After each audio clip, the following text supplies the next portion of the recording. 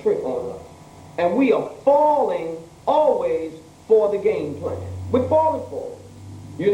But once the leadership is exposed, Satan comes in. And Satan is a deceiver. So here, even just looking at New Orleans, the leadership didn't want to even prepare before it went into a category 4 or 5 or 3. They didn't even, there was no preparation. Why? Because the devil entered into the heart of this particular leadership, and they already had a plan laid out because they knew that category storm was not going to do anything for the city. The city would be gone. They knew it. That's why they didn't prepare ahead of time. Because in this city, matter of fact, like I said before, New Orleans was the #1 murder capital last year. #1. You know what I mean? So just by the leadership not desiring to save the people, watching it on television, seeing for what it is, and the television only gave a portion. It was worse than the television. From my reports for people that came back up here, it was 10 times as worse. So when you have people right there coming out of the project, because the projects never seem to get hit by the storms for some reason, God got this protective hand over the projects. They came out on the freeway and there was no one to help these people. And these were poor whites, poor blacks, poor Hispanics. You know what I'm saying? So it wasn't just a black thing. They was using that. But it was just the powers that existed that had the ability to assist did not assist. So their leadership was definitely not for the benefit of saving lives. It was a land grab, and it is a land grab. Because if I can allow, matter of fact, they did not get the water out. They actually poured water back into the city. That's what they did. That's why the delay was longer. Because they poured water into the city. Not extracted, they poured it back into the city. And it's a land grab. Because the federal funds that's going to come is going to come to those who are already in the city. Going in the city. So the money won't go to them. So they're going to launder the money to other different leadership. This is why the mayor's not gone. The mayor hasn't been fired. The mayor's not gone. He's still there. A lot of city officials are there.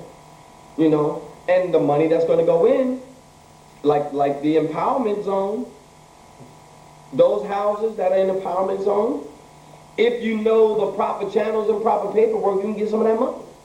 But if you don't know the proper channels and the proper paperwork and who to talk to get that money, then you in the blind. So the leadership on that level has failed, always, consistently failed us. Now the gas prices are up. There is no shortage of oil. There is none. I can say that because if you look, there was no talk of a shortage of oil way before this. It was until right after that, right during the hurricane is when they started raising the prices of the gas. But that's why they wanted to assassinate Mr. Chavez, the president of Venezuela. And he looked like a brother I know over there on Broadway in Fells Point. He sure do look like Flacco, But the thing is that those who have the oil make the rules. So and I remember saying it last week, if you get on the internet and you type up the War Powers Act,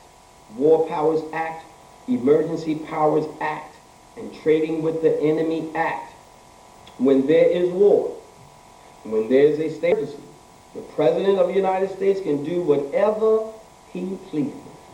He can seize property, he can seize assets, he can regulate travel. It's in there. It's like Prego, right on the internet. The president can regulate travel. He can regulate the franchises of business. And now we are in a state of emergency, but we've been in a state of emergency since 1933. When Franklin Delano Roosevelt, came with his New Deal, because America went bankrupt in 1933, and that's when they took the gold and silver and replaced it with the Federal Reserve note. Monopoly money. That's what we're using. Monopoly money. So the leadership that has failed the people have also an accountability that they must have to. They have to have accountability. And it's coming. Because the people are not asleep as they were when there was a flood in 1927 down there, and I think in 69 there was another flood. The people today are more awakened now. So whatever leadership in the federal, state, and local, they have to have some accountability that's coming down the pipe, because this hurricane is actually, it is part of the judgment. You know, I don't, ooh, that's spooky, spooky. No, this is real. New Orleans was the murder capital last year. Everything went on in New Orleans. Everything you can imagine goes on down in New Orleans. You know, and this hurricane went straight up in the pocket. Straight up. It didn't turn, it didn't swerve, it went straight up into it. You know, now that death has entered into America, now if we don't, how they have they practice martial law down there. They are actually pulling people out of their homes. They took an older woman, an elderly woman, and took her out of her home. And they brought those from Iraq who are already programmed militaristically, war. They already are conditioned for killing. Why not bring them back home so they can seal the city up? And that's what's happening now.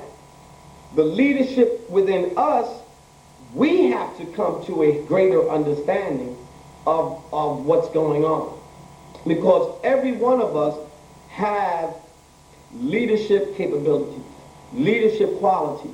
But if I feed you, supper time, if I feed you false information, if I feed you information that is going to dull your senses, if I put in your foods chemicals that is going to dull your senses, if I put and change the literature in the school system, that's going to dull your system.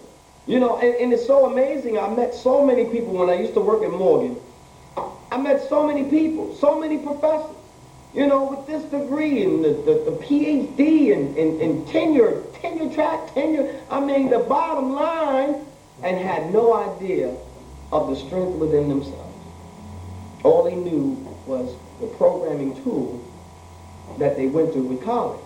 Now, college is a wonderful thing, don't get me wrong. But you have to have some knowledge of yourself before you go into college. And this is what is not being done with our children. What is not being done with our children, we are not teaching them the knowledge of who they are. I'm not talking about religion. Let's just move religion out the way. Teaching them self-esteemable things about themselves. You know, my nephew today went to go take his driver's test, right? So he said, "Uncle, wish me luck." "Wish you luck?" I said, "Man, I know you're going to pass that." I said, "You the man. You're going to pass that thing." And that's the exact way I gave it to him when he left out the door. You know, little things through our language of how we talk to our children can help their inner leader come on out. You know, and this is what's happening. Every one of us have this trigger mechanism, you know, that we remove the television from our children, and we remove the video game from our children. I think we talked about that last time, was our children go through withdrawals. "What you doing?" I ain't got nothing to do. I'm bored. And then they want to eat. Then they'll go in the refrigerator, open the refrigerator, close the refrigerator. Go in the refrigerator, open the refrigerator, close the refrigerator. Go back upstairs. Come down again, open up the refrigerator, close the refrigerator. What's wrong? I'm bored. But then when you try to introduce them to creative ideas, poetry, drawing, sketching, other things, rather than download hip-hop music from the internet, well, why don't you look up some things on the internet? They don't want to do that. And that is because the leadership that lies within their own spirit or soul has been numbed or medicated because of outside forces and devices, and it's for a reason. Because, see, this is the time, and I'm going to say this, I'm about to close, this is the time where I talk to a lot of people about this, but you know, brother Parks Bay is whacked out. You know it, right? Okay, I'm whacked out. All right. Our bodies are going through a cellular change. And because we are in a time of the Aquarian age, we are in it, our thoughts are going to be traveling to each other. Where we pick up the phone and you picked up the phone and somebody was on the line, Ma, that you? Ma, I was just about to call you. Where you thought to call someone and then they called you. And you say, Dad, I just thought about calling you. So right now what's happening with us is that we are starting to connect genetically. Consciously, we're starting to connect with each other where we're thinking, you would think something in just a nanosecond, then I'm doing the same thing. Because this is the time where right now in out what they call outer space, way out there in outer space, there is a planetary alignment that has been happening, and it's happening over and over again, planetary alignment. And as above, so below. That is the symbol of this ring. It's not David. It is a triangle going upward and a triangle going downward, which represents as above, so below. So what's going on is we are starting to chemically align ourselves with the coming of this thing called Christ, which is actually, we had to name it, but it's actually a force, a cosmic force that's going to line us back up to the way we were. Now you have leadership that know this. So they poison the water, poison the food, chemicalize the food. They poison the air. Houses now have central air. Almost every building has central air. And you have to change the filter. So there's all types of vices and devices hitting us on our five senses.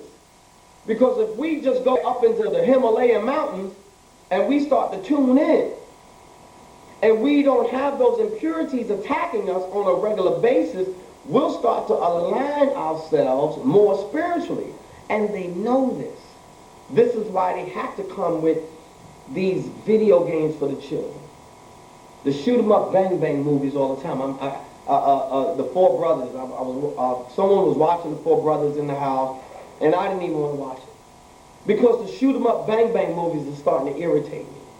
You know what I mean? And this is what's going on: is that the leadership that is in place now knows, our leadership in the so-called black community knows the leadership that is above them are the ones, the puppeteers, who are orchestrating it.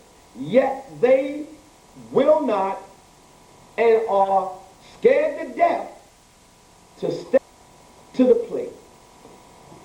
I went to a town hall meeting with Warren Brown and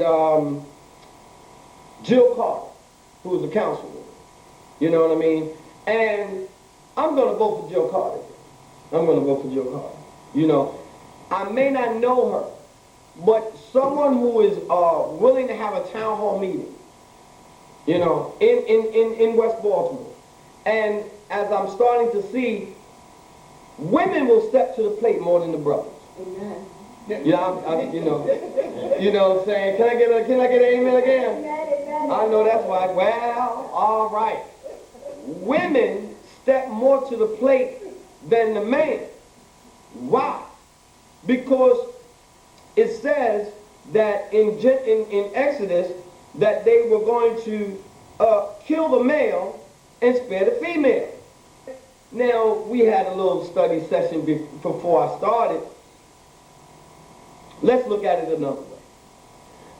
Let us deal wisely with them.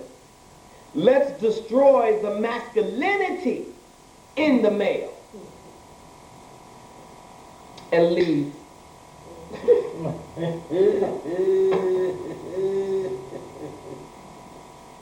Your sexual preferences is your sexual preferences. But the nature of things is there is natural order. Red ants do not hang out with black ants. Sorry. You know, dolphins and sharks do not chill out together unless they're chasing after some, I forgot what they call these little fishes, sardines. Okay, that's the only time over the coast of Africa every year sardines make their little realistic way for their breeding, and sharks, dolphins, and seals all attack.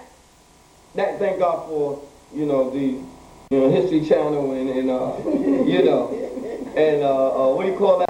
Not Animal Planet, you know. But that's the only time that you would ever see a shark and a dolphin together.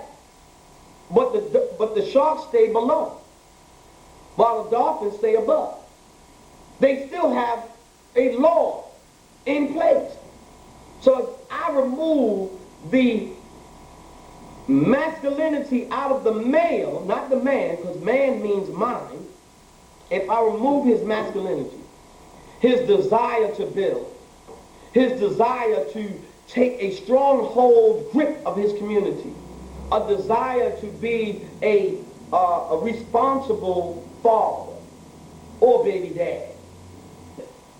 You know, if I take that masculinity out of the male, knowing that the male has an X and Y chromosome that has been designed by the force of the God.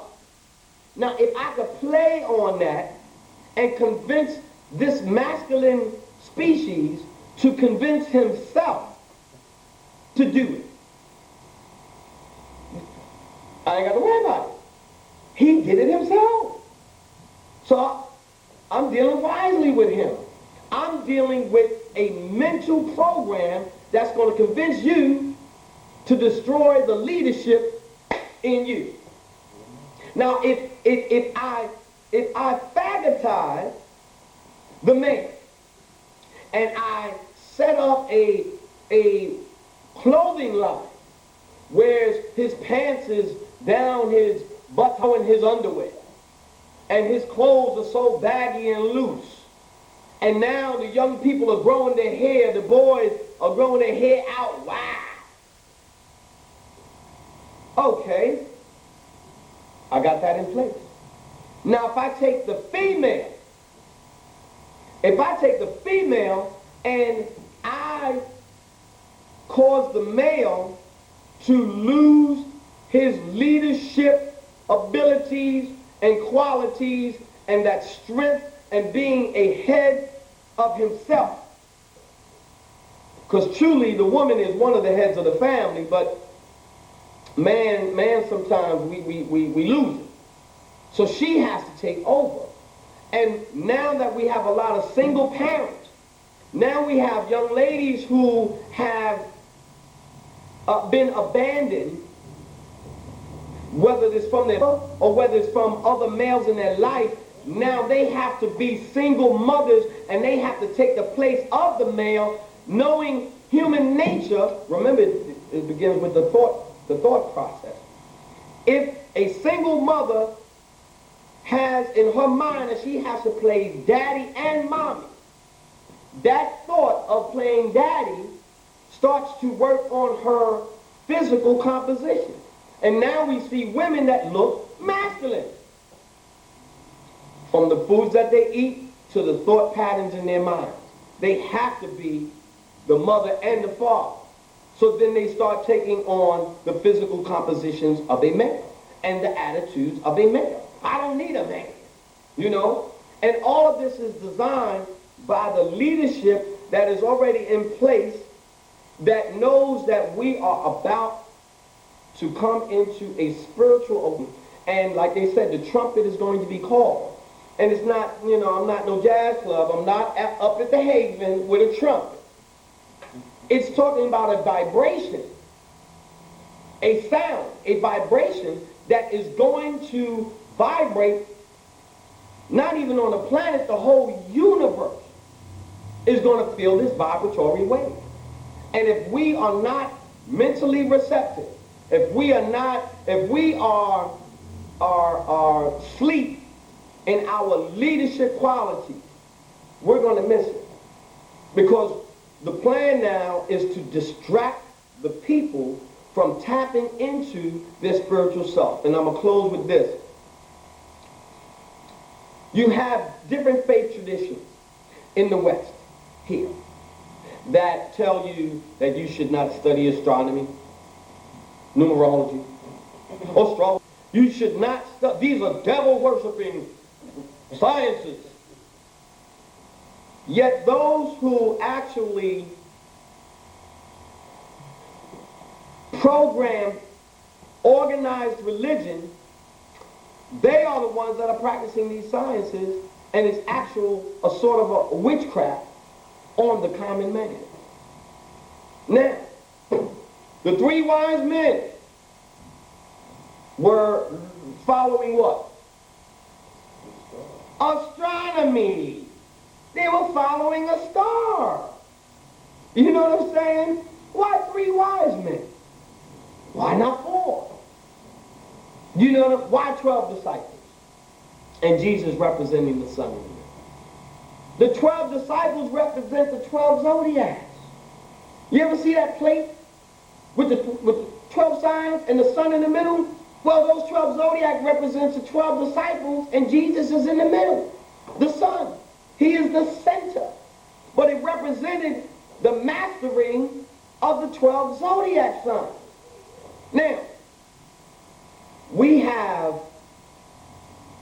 a big job to do, but it has to begin within. We can't do it outwardly unless we get it within.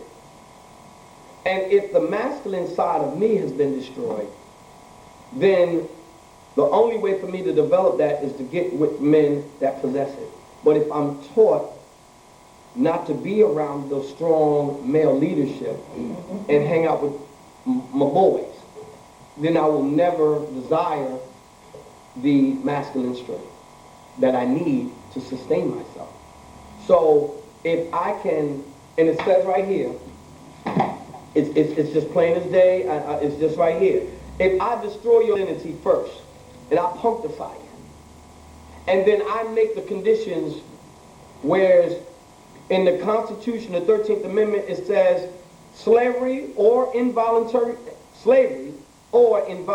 servitude shall not exist except for the punishment of a crime, shall not exist in the United States of America.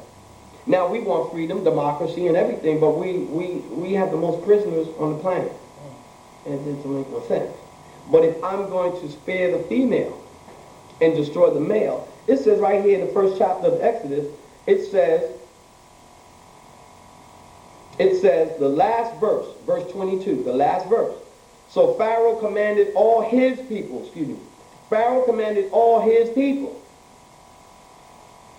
saying, every son who is born you shall cast into the river, and ever you shall save, or you shall save alive. What does that mean? When people used to get locked up, what they used to say, you going? Up the river. Okay, let's do up the river, cast into the river.